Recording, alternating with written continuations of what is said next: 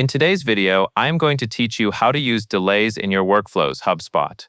Delays are one of the simplest ways to control timing inside an automation.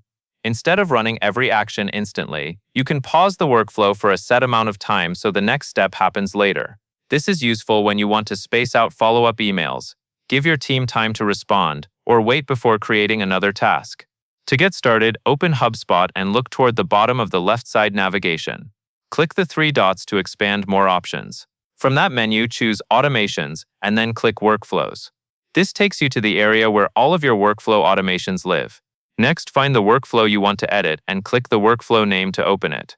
Once you are inside the workflow editor, you will see your actions laid out in order. Each action represents something HubSpot will do, like sending an email or setting a property.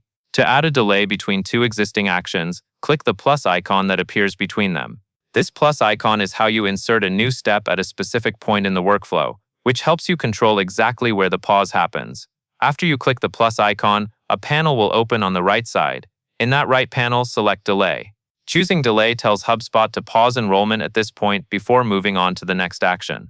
Now set the delay duration. Enter a delay of 2 days. This means that once a record reaches this delay step, it will wait for 2 full days before continuing. A helpful tip is to think about your audience and timing. 2 days is a common choice for follow-ups because it gives people time to read and respond, but still keeps momentum. Finally, click Save. Saving locks in the delay settings so the workflow uses that timing when it runs. If you make additional changes later, remember to save again so nothing is lost. And that is all there is to it.